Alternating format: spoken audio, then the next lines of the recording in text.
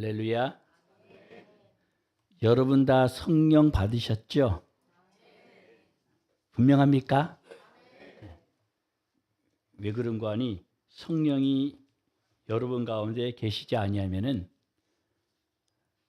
살아있으나 하나님의 자녀로서의 삶을 살 능력이 없어요. 마치 우리는 꽃꽂이를 안 하지만은 꽃을 잘라서 꽃꽂이 하면은 그는 임시로 그냥 살아있는 거죠. 뿌리가 없으니까.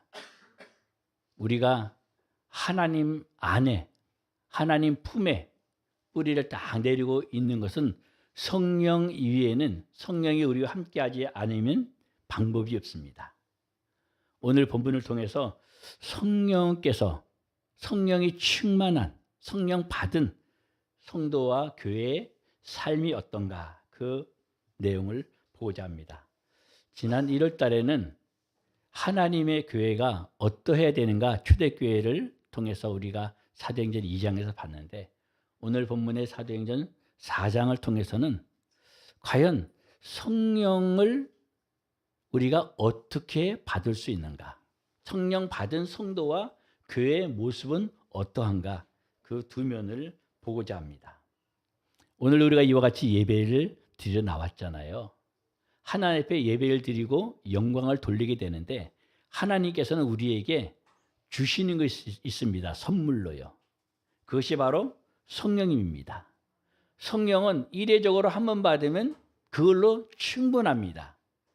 그럼에도 불구하고 그 성령을 우리가 날마다 받아야 됩니다. 이미 성령이 있는데 우리 아이들이 있었잖아요. 어리지만 어린 걸로 머물러 있지 않고 계속 자라가잖아요. 하늘나라 갈 때까지 자라가는데, 마찬가지입니다. 우리가 자라가는 만큼 성령은 동일한 성령님인데, 성령이 우리가 인격을 가지고 있기 때문에 함께, 성령이 자라간다는 표현은 맞지는 않는데 우리에게 맞춰서 성령께서는 자라가 주시는 것처럼 보입니다. 그래서 성령을 처음 받았으면은 성령이 충만해져야 돼요. 이 성령님은 똑같아요. 하나님이 똑같으시. 근데 우리가 달라지는 만큼 성령께서 다르게 우리에게 나타나 주시는 겁니다. 그렇기 때문에 우리가 자라가야 돼요. 성령으로 충만해야 된다는 것이 그 말입니다. 근데 오늘 본문에 성령을 받으면, 성령이 충만하면 어떠한 모습이어야 되는가, 어떻게 성령이 충만해지는가 하는 면을 보여주고 있는데요. 오늘 사도행전 4장 19절에 보면 성령 충만한 성도와 교회는 하나님 앞에서 하나님 말씀을 보고 들은 대로 말하고 살아가는 사람이다. 우리 성도 각자가, 또 우리 교회가 과연 성령이 충만한 사람인가, 또 성령이 충만한 교회인가, 이걸 알 수 있는 지표가 무엇인 거 아니에요? 하나님의 말씀을 내가 날마다 읽고 있는가, 또 하나님 말씀을 내가 날마다 듣고 있는가. 하나님과의 관계에서 이 말씀이 모든 것을 좌우합니다. 이 말씀을 열어보지 아니하면요, 성령 충만하는 거에서는 일단 탈락입니다. 하나님의 말씀이 없는데 성령이 충만하다, 있을 수가 없어요. 기차가 가는데 레일이 없는데 기차가 간다, 이건 있을 수가 없는 일입니다. 하나님의 말씀으로 충만해야지 성령이 충만합니다. 하나님의 말씀으로 충만하다는 것은 이 성경 말씀을 날마다 읽어야 됩니다. 가능하면 시시때때로 읽어야 됩니다. 사회생활 하는데 어떻게 읽나요? 바쁜데요. 바쁠수록 읽어야 됩니다. 그래야지 성령 충만할 수 있어요. 돈과 연결해서 생각하면 여러분은 아무리 바빠도 돈 벌려고 바쁘잖아요. 바쁘니까 돈을 못 버나요? 아무리 바빠도 목적이 돈이에요. 성도는 아무리 바빠도 목적이 성령 충만한 겁니다. 그래야지 하나님께 영광을 돌릴 수가 있고, 그 나라에 가서 우리가 하나님의 영화로움 같이 하나님 보호자 가까이 갈 수 있기 때문에 그러합니다. 성령 충만하기 위해서는 하나님의 말씀을 자꾸 내가 읽고 들어야 돼요. 이 두 가지가 항상 같이 가야 됩니다. 그리고 그 말씀을 가지고 기도할 때 성령이 충만해집니다. 그럼 성령 충만하면 어떤 현상이 나타나는가? 우리 몸에 온도가 올라가요. 영적인 온도가 올라가요. 몸의 영적인 온도가 자유롭게 조절이 되어져요. 제가 한 2, 3주 전에 송 목사님하고 모임이 하나에서 제주도 갔었어요. 어느 전시장 박물관에 갔었는데 한쪽에는 그림들이 전시되어 있고 팜플렛이 있더라고요. 그림 전시 후에 이제 남아있는 팜플렛이에요. 제가 눈길이 글로 가서 팜플렛을 들어봤는데 그림의 온도라는 주제예요. 주제가. 전체 모든 그림의 통틀어서 책의 주제가 그래요. 그림의 온도. 아, 그림의 온도가 있겠구나. 그 그림을 그린 한 사람 한 사람의 온도가 좀 느껴지는 것 같더라고요. 그 표지를 설명을 그렇게 해놔서 주제를. 우리 사람 각자는 몸에 온도가 있습니다. 정상적인 온도가 몇 도죠? 와, 잘 아시네요. 36.5도. 가인이가 때로는 막 그 이상 한 2도 정도 막 높게 올라가고 그러한데 몸의 온도가 정상적이 돼야 되듯이요. 성령 충만한 사람은 하나님이 원하시는 온도를 유지할 수가 있어요. 처음에는 성령을 받으면은 내 온도 유지하는 데 바빠요.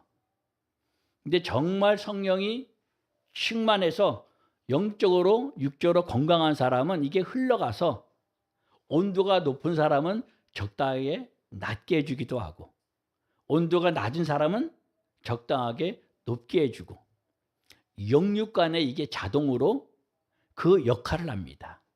이게 성령이 충만한 사람이에요. 온도로 얘기했지만은 교회 안이든 가정이든 사회생활이든 때로는 나 자신이든 우리가 어떤 상황을 보면은 사건 때문에 사건이 자녀 문제일 수도 있고 재정 문제일 수도 있고 어떤 서로 간에 얽힌 문제일 수도 있고 그것 때문에 낙담될 수 있어요. 요즘 우리가 큐티를 나누고 있는데 사무엘상 16장에 마치 주인공이 골리앗 같아요. 골리앗 때문에 온 이스라엘이 다운돼 버렸어요. 시험이 오면 어떤 문제가 대두되면 그걸 보면 다운됩니다. 근데 성령 충만한 사람은 그럴 때 성령 충만함의 진가가 드러나요. 왜? 하나님이 드러나시니까 그 사람을 통해서. 그게 바로 골리앗의 성령 충만한 사람이 어떻게 보는가? 다윗의 모습이 그러합니다. 다윗은 골리앗이 전혀 문제로 여겨지지 않습니다. 오늘날 문제로 보면 문제 없는 사람이 누가 있어요? 지금 한 80억 되나요, 인구가? 80억 가운데 문제 없는 사람 아무도 없습니다. 근데 성령 충만한 사람에게는 그 문제가 문제로 여겨지지가 절대로 않습니다. 그 문제 너머에 하나님이 이렇게 하시겠구나. 하나님의 손이 보여지는 겁니다. 그게 다윗이에요. 다윗은 골리앗 자체가 보여지는 것이 아니라 하나님께서 그 골리앗을 어떻게 요리하실까? 이 문제를 나에게 우리에게 주어진 이 문제를 하나님께서 어떻게 하실까? 하나님을 기대하시는 거예요. 믿음이 좋은 사람, 성령이 충만한 사람은요, 평상시 하나님 관계가 친밀해요. 하나님과의 경험이 있어요. 다윗이 평상시에 어릴 때부터 사자의 입에서 곰의 입에서 새끼 양을 뺏어왔어요. 그럼 다시 당연히 달려들면은 그거를 죽였다 그랬어요. 마치 그게 사실일까 싶은데 성경은 사실을 기록하고 있거든요. 잘못된 건 잘못된 대로 기록하고 잘한 거는 우리 이성을 뛰어넘지만 잘한 그대로 기록하거든요. 다윗이 성령이 충만했기 때문에 구약적인 용어로는 여호와의 신에 충만했기 때문에 곰이든 사자든 때려잡는 겁니다. 성령 충만한 사람의 그 역할은 무엇인가? 생명을 살리는 겁니다. 다른 사람에게 복음의 생명의 여러 가지 좋은 것들의 통로가 되어져 유익을 갖다 주게 됩니다. 그것이 성령 충만한 성도, 성령 충만한 교회의 모습입니다. 그러려면 우리는 한순간도 하나님의 말씀, 이 말씀을 붙들고 또 기도하는 것을 놓쳐서는 안 됩니다. 초대교회가 그랬습니다. 오늘 본문의 배경 한 절만 읽었지만은 전체적인 배경을 보면요, 두 인물이 나옵니다. 베드로와 요한이 나와요. 그 당시 상황은 복음을 전하려고 그러면은 그야말로 감옥에 가든지 순교하든지 둘 중에 하나예요, 사실이요. 그 당시는 우리 코로나의 그 아주 애매한, 그러면서도 별거 아닌 것이 교회를 움츠러들게 만들었잖아요. 초대교회는 그거하고는 비교가 안 되게 우리가 잘 아는 사울, 바울이 된 그 사울이 많은 사람들을, 성도들을 붙잡아서 죽게 만들었잖아요. 대표적인 사람이 스데반이잖아요. 우리는 코로나를 경험하면서 내가 과연 얼마만큼 성령이 충만한 사람인가. 아직까지도 연세 드시고 면역력이 약한 어르신들은 돌아가신 분들이 있는데, 성령 충만하면 어떤 상황에서도 두려움이 느껴져서는 안 됩니다. 어떤 칼날이 와도, 어떤 물질 때문에, 사람 때문에 시험이 와도 두려움으로 느껴지는 순간 이 여호와의 신이 떠난 사울왕이 되는 겁니다. 보통 한국 교회는 성령은 한 번 임하면 떠나지 않는다 그러는데 성경은 그렇게 기록 안 해요. 사울왕에 임했던 여호와의 신이 떠나니까 아말렉 군대가 블레셋 군대보다 훨씬 강하거든요. 아말렉 군대를 쳐부순 사울이었어요.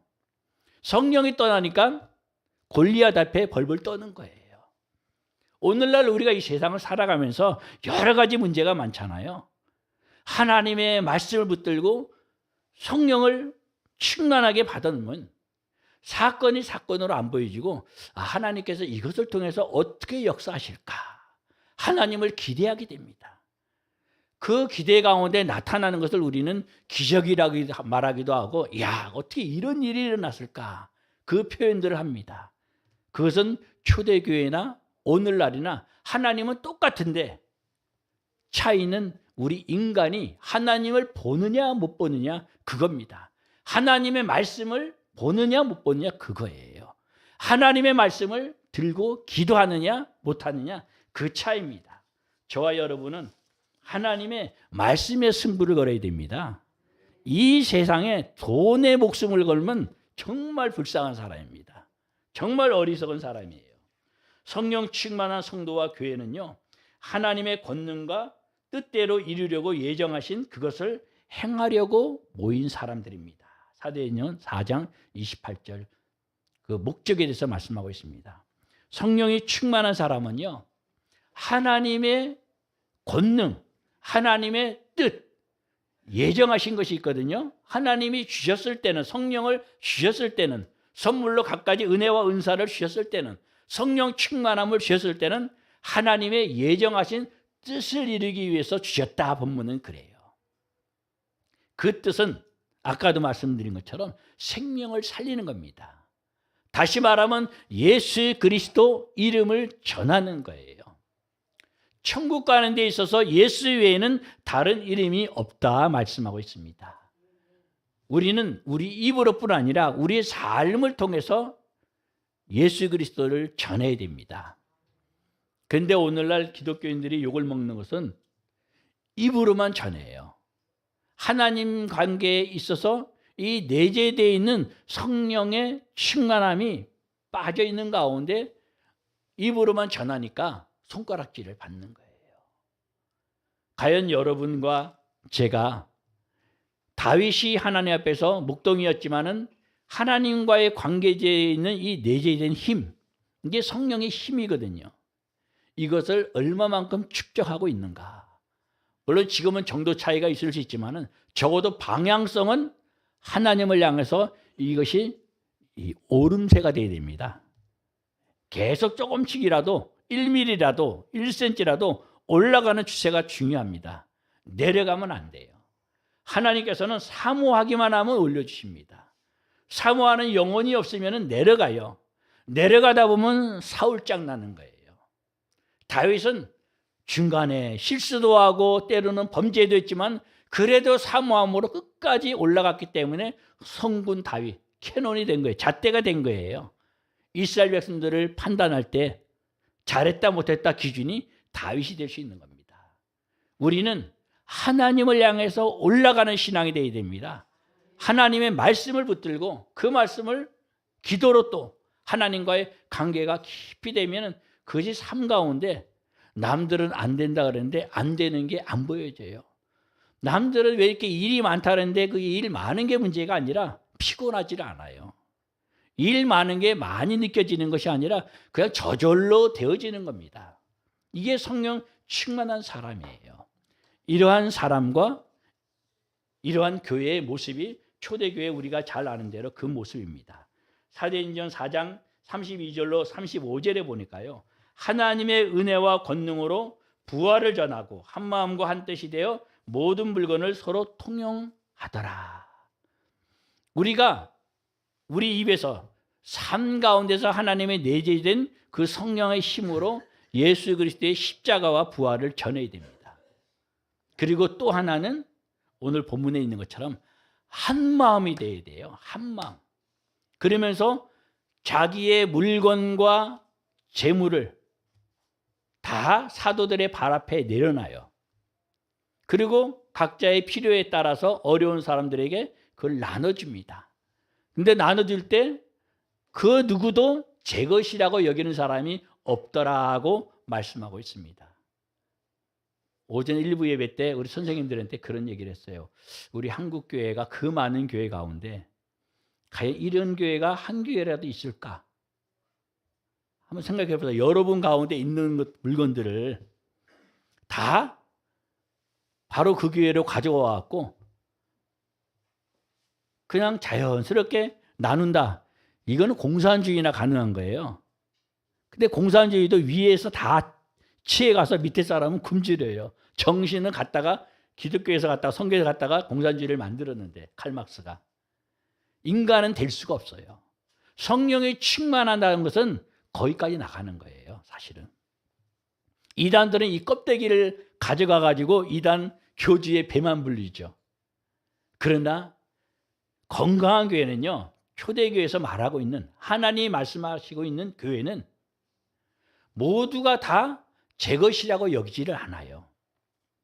우리 교회 안에도 뭐 별 우리는 빈부의 차가 크지 않지만요. 배운 사람, 못 배운 사람, 재산의 정도 차이 크든 적든 간에 이것이 어느 교회나 다 있습니다. 어느 집단이나 다 있어요. 가정 안에서도 형제 간에 다 차이가 있습니다. 그런데 성령이 충만하면요. 이 차이가 어렵게 만들지를 않아요. 이게 좀 추상적으로 들립니까? 제가 일부 예배 때 그 예화를 드렸어요. 여러분이 더 실감나게 좀 이해를 시켜드리기 위해서 한 분을 예화를 들더라도 당사자는 이해하시고 용서하시고 여러분도 잘 교훈으로 받기 바랍니다. 지난주 제가 인도네시아에 교회 가느라고 여기 못 왔잖아요. 그래서 우리 이 단체 카톡방에 글, 또 사진이 올라온 걸 봤어요. 신동미 권사님이 성훈이 생일을 위해서 다 한턱 쐈어요. 그래서 제가 그 모습을 보면서 우리 신동미 권사님의 심령을 한번 생각을 해봤어요. 왜 그런가 하니 뭐 이전에는 제가 잘 모르잖아요. 신동미 권사님을. 근데 지난번에 원영 목장 하실 때 원영 목장을 저렇게들 성도들이 하고 있구나. 그 본문 말씀을 읽는 거예요. 큐티하는 거에 대해서. 성경을 읽고 그리고 책자를 읽고 그리고 목사님이 보낸 같은 내용을 본대요. 아주 잘하는 거예요. 근데 못하는 사람은 그냥 책자만 보는 거예요. 그거는 조금 잘하는 거예요. 아주 잘하는 거는 성경을 읽고 그 성경 가운데 내가 하나님 계시는 레마의 말씀을 내가 받아야 돼요. 그러는 가운데 또 큐티 말씀으로 보완을 하고 또 목사님을 통해서 주어진 그 내용으로 보완을 하고 이러면 건강해져요. 이 건강해진다는 건 어떻게 나타나는가? 이제 그렇게 성훈이를 위해서 선생님들이랑 또 아이들이랑 다 데려가서 저기 식당에서 중국 식당에서 한턱을 낸 것 같아요.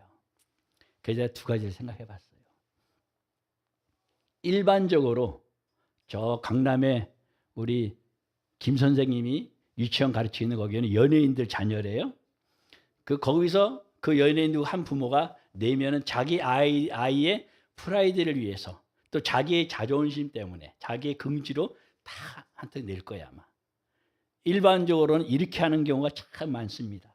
근데 우리 권사님이 여기 아직 머물러 계실까? 아니면은 비록 성훈이 생일이지만은 평상시에 뭔가 우리 애들을 선생님들 대접하고 싶은데 잘 됐다 이때다 그러고 정말로 대접하는 마음으로 쫙 대접을 하면은 선생님도 아이들도 보고 듣는 성도들도 흐뭇하고 기뻐하고 또 성훈이도 그걸 통해서 자기의 긍지가 아니라 하나님께서 또 우리 할머니를 더 이렇게 하시는구나 믿음이 자라가는 거예요.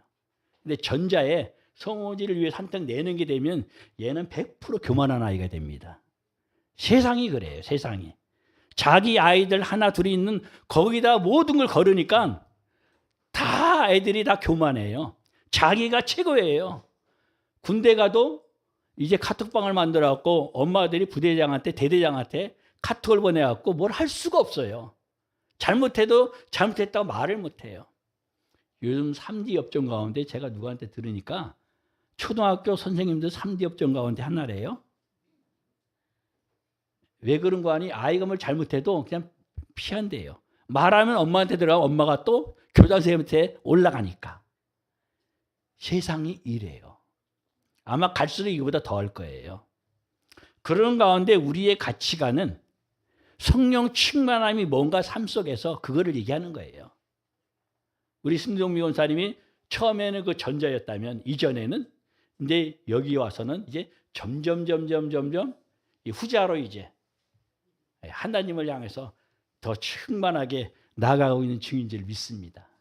이거는 우리 모두의 방향성이 되어야 될 줄 믿습니다. 이 기본적인 것이 있어야지 오늘 본문에 초대교회 성령 충만함과 더불어서 내 것을 다 내놓는데도 아깝지가 않아요. 할렐루야. 뭐를 드려도 아깝지가 않아요. 누구한테 뭘 줬는데 생색이 난다든지 그러면은 받는 사람이 자존심 상해요.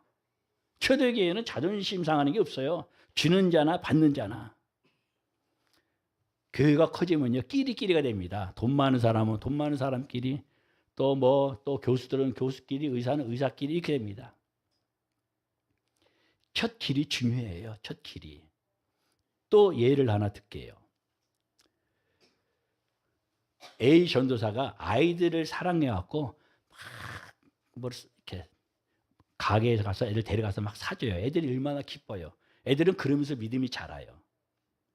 근데 크지도 않지만은 어떤 걸 하려다 보니까 이거 교회에 재정 후원을 받아서 해야 되나? 아니면 이것도 내가 그냥 해야 되나? 그래서 고민돼 갖고 고민도 아니죠. 그냥 의논하기 위해서 여친한테 물어봤대요. 그러니까 여친이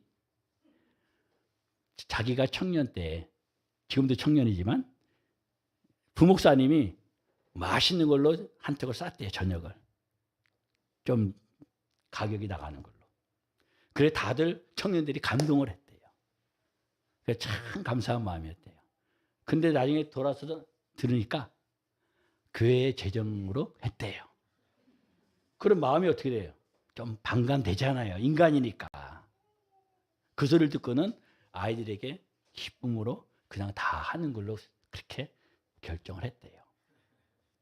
B 전도사님이 어느 교회에 부임해 갔어요. 그 전사님도 섬기는 걸 좋아해요. 그래서 선생님들에게 통닭 한 마리씩 쫙 돌렸어요. 그러니까 그 전에 큰 교회다 보니까는 여러 또 부목사들, 전사들이 있잖아요. 그분들은 못하고 있었는데 한 마리 미꾸라지가 와갖고 교회의 전통 분위기를 완전히 이걸 흙탕물로 만들어버리는 거예요. 그 교회에서는 흙탕물인 거예요. 그래서 우리 세수방교회의 이 건강한 성경적인 전통이 중요하겠구나. 바르게 하는 게 흙탕물이 돼버리는. 제가 인도네시아에 있을 때 한 장로님은요.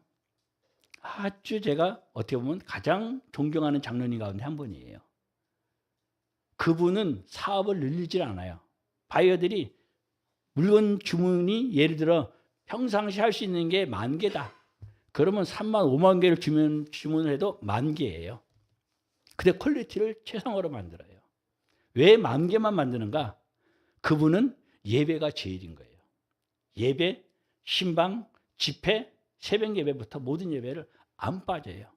교회 일에 최선인 거예요. 또 저는 뭐 우리 바로 그 교회가 그렇게 어떤 일반 기존 예배처럼 예배가 뭐 순서만 다 있고 꼭 그걸 원하지는 않아요. 그 자세를 말하는 거예요. 그 장로는 집회가 있으면은 부흥 강사 목사님 모시고 항상 담임 목사님 같이 다녀요. 그리고 그분의 낙은 선교사님들 대접하고, 그리고 주일학생들, 중고등부 선생님들 대접하는 게 낙이에요. 저는 그걸 보고 와서 그런지 그런 분이 잘 안 보이더라고요. 그래서 이전교에서 그런 얘기를 한 번인가 두 번 했다가 이거는 여기서는 안 되는 거구나. 근데 여기서는 여러분은 그거 할 수 있겠어요. 첫 길이 중요해요. 교회 시작 처음 할 때 적은 거든 큰 거든 서로 간에 섬기고 나누는 거예요. 그러다 보면 새로운 사람도 정말 아름답구나. 자동으로 그렇게 되는 거예요. 그게 초대교회예요. 그게 성령 충만한 모습이에요. 그럼 서로 간에 부부 간에도 부모와 자식 간에도 간격이 없어요. 세대차가 없어요. 성령 충만한데 교회에서는 열심히 하는데 집에 돌아가니까 교회에서는 목사고 선교사인데 집에 가니까 좀 그러네 우리 아빠는. 이러면 이건 성령 충만한 게 절대로 아닙니다. 교회에서나 집에서나 어디를 가든지 똑같아야 돼요. 성령 충만한 사람은 똑같아야 돼요. 물론 교회에서는 공적으로 목사님이라 그럴 수 있고 뭐 또 밖에서 선교사라 그럴 수 있고, 집에서는 아빠라 그럴 수 있고 아버지라 그럴 수 있죠. 용어는 달라도 중심은 똑같아야 돼요. 거기에는 세대차가 없습니다. 하나님의 말씀이 중심이기 때문에 하나님의 말씀에 가라세대하면 다 아멘인 거예요. 오늘날 그런 부부, 그런 가정, 그런 교회, 그게 성령 충만한 모습입니다. 근데 그런 가정을 찾아볼 수 있나요? 그런 교회를 찾아볼 수 있나요? 여러분과 저희 가정이 그렇게 되기를 원합니다. 우리 바로 그 교회가 그렇게 되기를 원해요. 그게 바로 서로 간의 물건을, 재물을 다 통용하는데 제 것이라고 여기는 사람이 없더라. 정말 우리 바로 그 교회가 뭐든지 서로 간에 섬기고 사랑하고 우애하고 서로 간에 그냥 나누는데 네 거 내 게 없이. 어떤 사람은 네 것도 내 거고 내 것도 내 거고 그런 사람이 있는데, 그런 사람은 바로 그 교회에 와서 변화되든지 자기가 이거 여기는 아니구나 가든지. 그래서 여러분 다른 교회에 있는 사람은 억지로 데려오지 말라는 거예요. 억지로 데려온 사람은 섬겨야 돼요. 그런 섬기면 좀 표현이 거칠지만 필요 없어요. 하나님 앞에 그거는 글쎄 모르겠어요. 연락이 될까요? 교인 한 사람 늘리는 게 중요하지 않아요. 생명은 생명을 낳아야 돼요. 생명을 낳는 것은 엄마의 진통이 필요하듯이 서로 간의 사랑으로 부둥켜 안고 사랑으로 우애하고 서로 섬기는 거예요. 그 귀한 게 있으면 서로 상대방이 생각나야 돼요. 이거는 이분이 해야 돼. 이분에게 가야겠구나. 이분을 섬겨야겠구나. 이게 먼저 떠올라야 돼요. 그리고 아무도 떠오르는 사람이 없으면 이거 그러면 내 건가 보다. 그러면 돼요. 근데 받자마자 이것도 내 거 저것도 내 거 그런 사람은 바로 거기에서 빨리 변하든지, 글쎄 저 요새는 잘 안 보이는 것 같아요. 아예 다른 교회로 가든지 그래야 돼요. 앞으로 오는 사람에 대해서. 또 이 방송을 보는 사람들도 마찬가지입니다. 성경에서 말하는 하나님이 말씀하시는 성령 충만이 뭔가, 말씀대로 사는 것이 뭔가, 이거를 말씀드리는 거예요. 그렇게 살아야지 천국 가면 이게 남거든요. 근데 여기는 관심이 없고 교회 와서도 좀 표현이 그렇지만은 우리 교회는 그런 사람이 없어요. 그런 분위기 자체가 아니니까. 저 권사님이 무슨 명품 가방 뭘 가져오셨나, 또 신발은 또 뭐 신고 왔나 이래버리면요. 그거는 건강한 교회가 아니에요. 겉의 모습은 보지를 말아야 돼요. 보여도 안 보여야 돼요. 이해가 되죠? 보이는데 안 보여야 돼요. 다윗이 골리앗을 보는데 보이는데 안 보여야 돼요. 하나님만 보여야 돼요. 그럼 어떠한 골리앗이 와도 세상이 어떠할지라도 갈수록 세상은 더 요란합니다. 뭐 우크라이나 러시아 전쟁 훨씬 앞으로 더 심해집니다. 기근 훨씬 더 심해져요. 모든 게 갈수록 더 냉랭해집니다. 사랑이 식어져요. 말씀도 정말 어렵게 됩니다. 듣기가 어렵게 돼요. 이럴수록 우리는 하나님의 말씀을 붙들고 그 말씀을 붙들고 기도하고 그리고 그것을 살아내야 돼요. 하나님하고 관계가 깊은 만큼 성경이 충만하게 되고 그런 만큼 넉넉하게 세상을 이길 수가 있어요. 히브리 11장은 이런 사람에 대해서 세상이 감당할 수 없는 사람들이다 정의하고 있습니다. 우리 바로 교회 성도님 한 분 한 분은 세상이 감당할 수 없는 그러한 성도들이 될 수 있기를 원합니다. 저분만 오면 우리가 행복해. 저분만 오면 좋아. 이러한 저와 여러분이 될 수 있기를 소원하고 축복합니다.